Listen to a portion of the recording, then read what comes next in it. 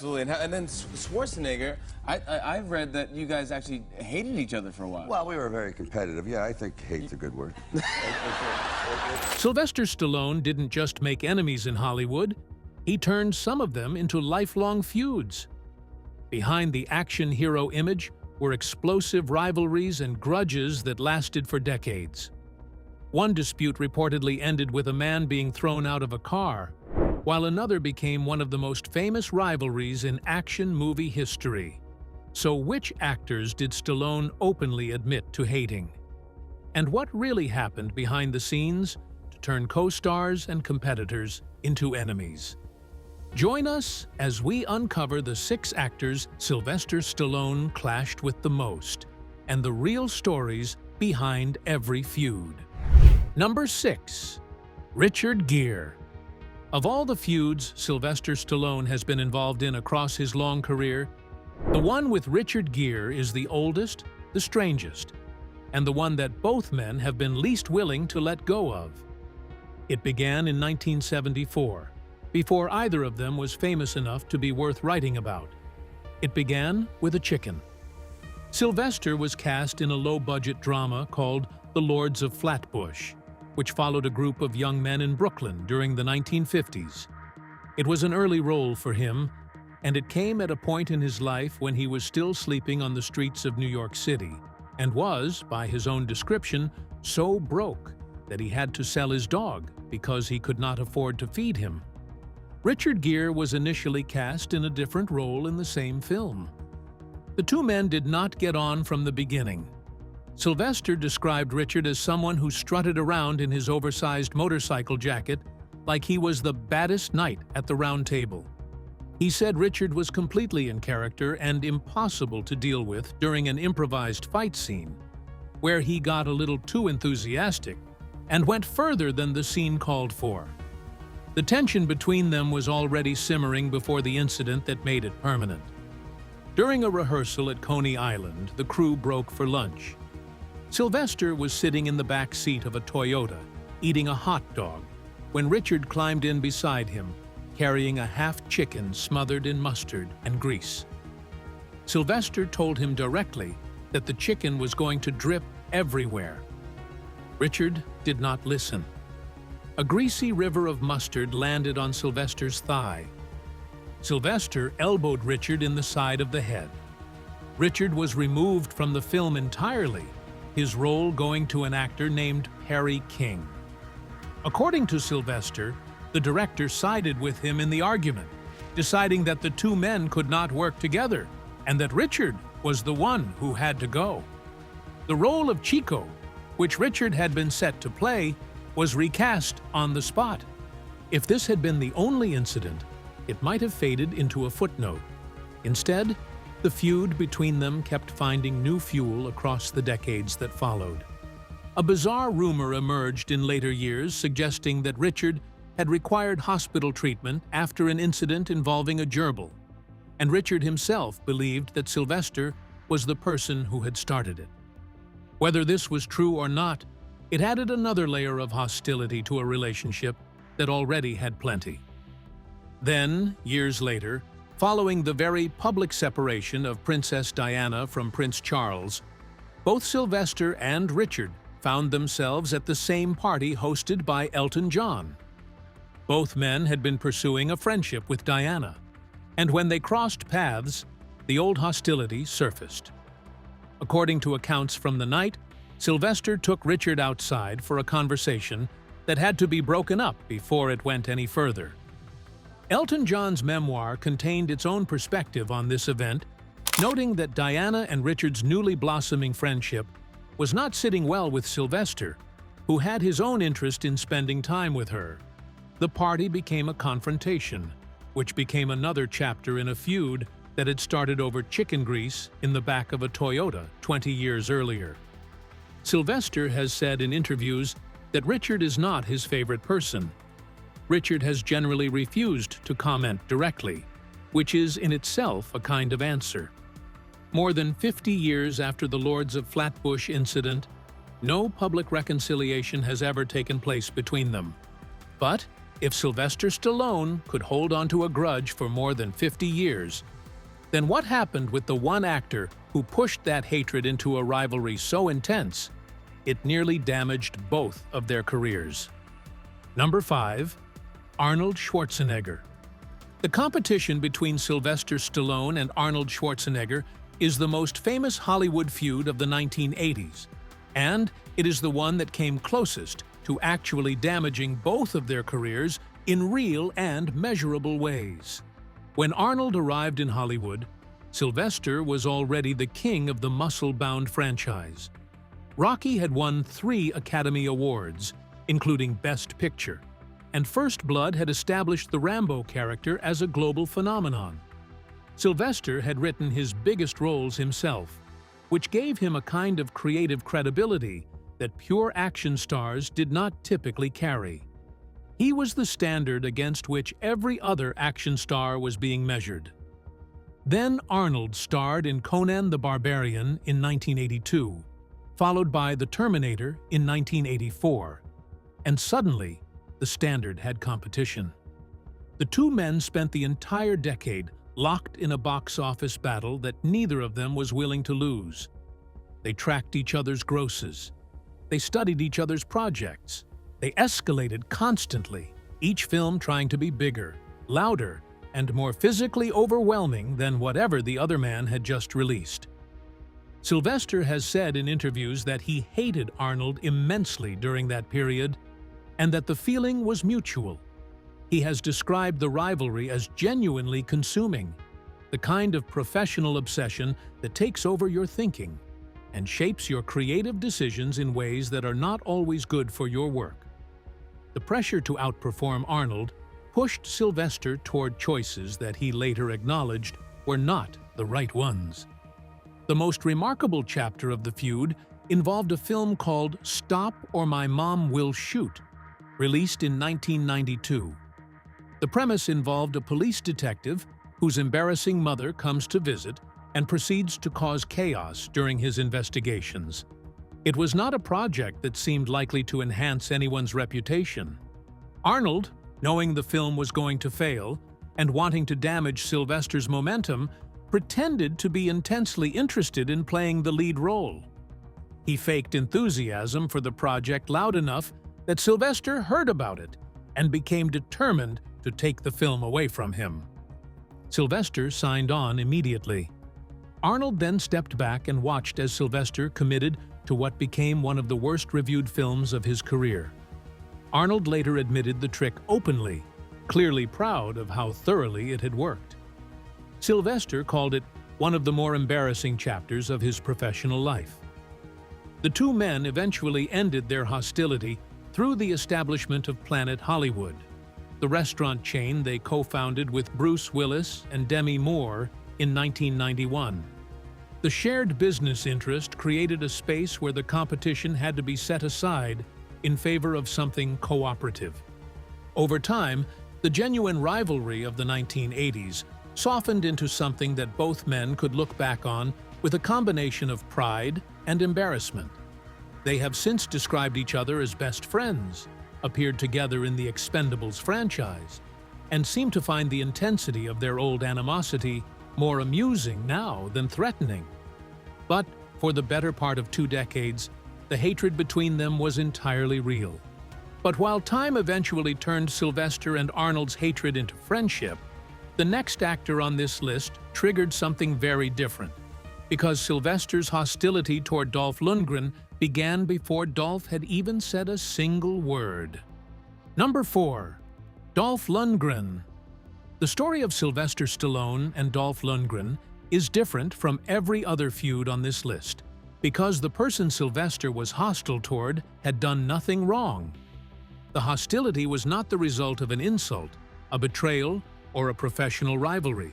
It was the result of Dolph simply walking into a room. Dolph was recruited to play Ivan Drago, the terrifying Soviet boxer in Rocky IV, released in 1985. He was a genuinely extraordinary physical specimen at the time, standing 6 feet 5 inches tall with a build that made even Sylvester's famous physique look modest by comparison. He held a master's degree in chemical engineering from MIT. He spoke multiple languages. He had been a competitive karate champion. He was, in almost every measurable way, an absurdly formidable human being. Sylvester has described his reaction to meeting Dolph for the first time with complete honesty. He walked in the room, and Sylvester hated him. The reason he gives for this is equally direct. Dolph simply seemed too perfect to be real, and that perfection was, in Sylvester's own words, enraging. The combination of physical size, intellectual credentials, and athletic ability was more than Sylvester was prepared to deal with at that moment in his career, and his response to it was straightforward jealousy. The production of Rocky IV added a practical dimension to this discomfort. Dolph's job in the film was to play an opponent so physically dominant that audiences would believe he could legitimately threaten Rocky Balboa. He took that job seriously. During the filming of the fight sequences, Dolph hit Sylvester hard enough that Sylvester had to be hospitalized.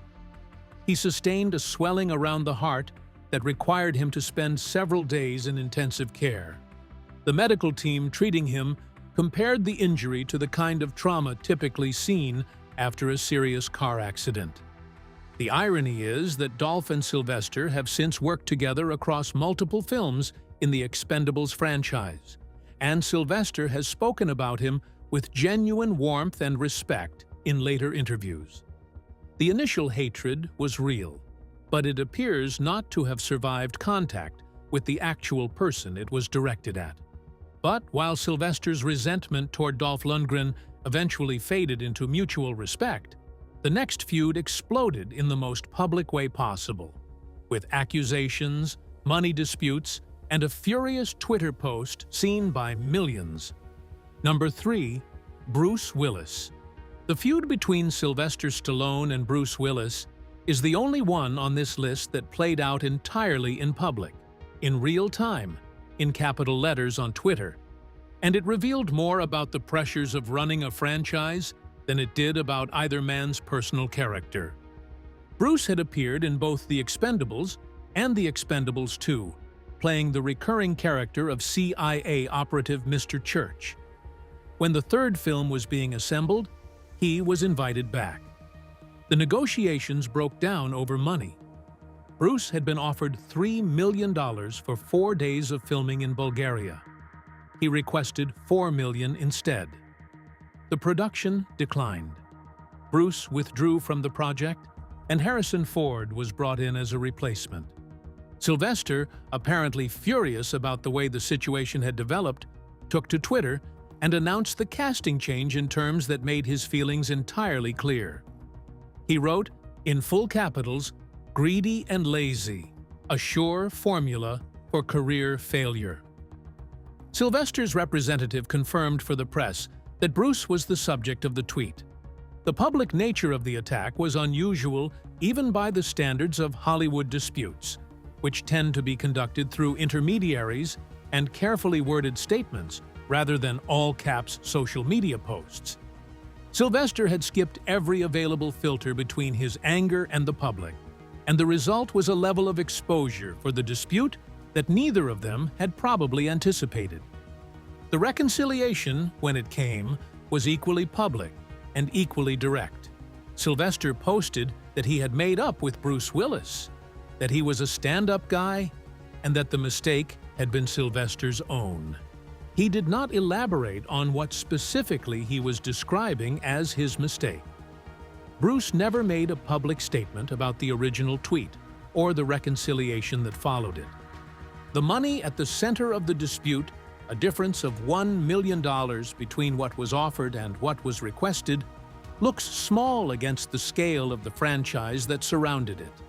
But the speed with which the argument went from private negotiation to public insult on Twitter suggested that there was something more personal underneath the financial disagreement than either man ever chose to explain. But if a $1 million disagreement was enough to push Stallone and Bruce Willis into a public war, what happens when two action stars develop a mutual dislike without ever even making a movie together. Number 2. Jean-Claude Van Damme. Jean-Claude Van Damme and Sylvester Stallone never actually worked together, which makes their friction different in kind from every other entry on this list. What they had was not a feud born on a film set or in a business dispute. It was a single conversation that went badly, witnessed enough times in different formats to become a permanent part of both men's public records. When Sylvester was assembling The Expendables in 2010 and pitching it to the biggest action stars of the preceding generation, Van Damme was one of the first people he approached. Sylvester laid out the concept, the scale of the ensemble he was building, and the financial terms he was offering. Van Damme responded not by accepting or declining in conventional terms, but by questioning the premise of the entire project. He told Sylvester directly, "Sly, I think you are above this. Why are you making this movie?" He then suggested that Sylvester had reached a point in his career where he should be playing a priest in East Los Angeles, helping young people. He seemed to mean it as a kind of career advice rather than an insult, but the effect on Sylvester was the same.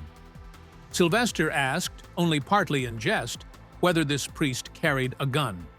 He then described Van Damme privately as an idiot, offered his role to another actor, and moved on. The commercial result of that conversation became its own kind of commentary. The Expendables opened at number 1 at the box office in August 2010, earned over $274 million worldwide, spawned 3 sequels, and became one of the more durable franchise concepts of the following decade.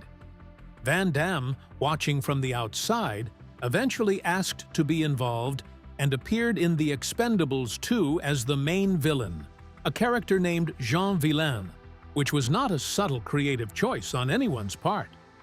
The humiliation Van Damme had delivered in the original conversation was reversed fairly completely by events. The priest's suggestion did not age well, but while Sylvester eventually got the last laugh in his clash with Van Damme, his history with Dolph Lundgren took an even darker turn, because this time the conflict nearly became fatal. Number 1. Dolph Lundgren again. Dolph Lundgren appears on this list twice because his relationship with Sylvester generated 2 entirely separate incidents, both of which were extraordinary enough to deserve their own space. The first was the jealousy already described, the initial hatred triggered by Dolph's impossible combination of physical and intellectual gifts. The second was what happened during the actual production of Rocky IV, and it is more serious and more genuinely dramatic than most people who talk about the film's production have fully appreciated. The fight sequences in Rocky IV were filmed with an intensity that Sylvester required of himself on virtually every film he made, which was that the physical action had to look real because the effort being put into it was real. Dolph was given the same brief and executed it with considerable commitment. During one of the filmed exchanges between their characters, Dolph connected with a punch that was harder than anything that had been delivered during the previous rounds of filming. Sylvester did not register the full impact immediately, because the adrenaline of the scene carried him through the rest of the shoot. It was only afterward that the symptoms became apparent. His blood pressure began spiking to levels that alarmed the medical personnel on set. He was flown to a hospital in the United States and placed in intensive care. The diagnosis was a significant swelling around the heart muscle, and the doctors who treated him described the injury as the kind of impact trauma normally associated with serious vehicular accidents. Sylvester spent several days in hospital before being cleared to return to production. He has described the experience in interviews as a significant wake-up call about the difference between authentic filmmaking and recklessness, though he has also acknowledged that he was the one who had set the terms for how physical the sequences would be.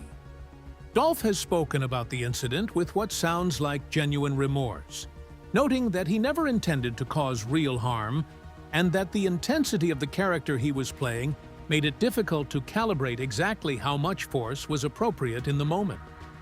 The two men's relationship survived the incident, which in retrospect is one of the more remarkable aspects of the whole story. They went on to work together multiple times, and Sylvester has consistently spoken about Dolph's intelligence and commitment with respect. But for a period in a hospital in the mid-80s, Sylvester Stallone was lying in intensive care because his co-star had hit him hard enough to damage his heart. That is a sentence that does not belong in the category of professional disagreements. It belongs in the category of things that could have ended very differently. Which of these 6 names weren't you expecting to find on the list? Share your thoughts with us in the comments section. Remember to like, share, and subscribe for more. Also, click the next video showing on your screen. You will enjoy it.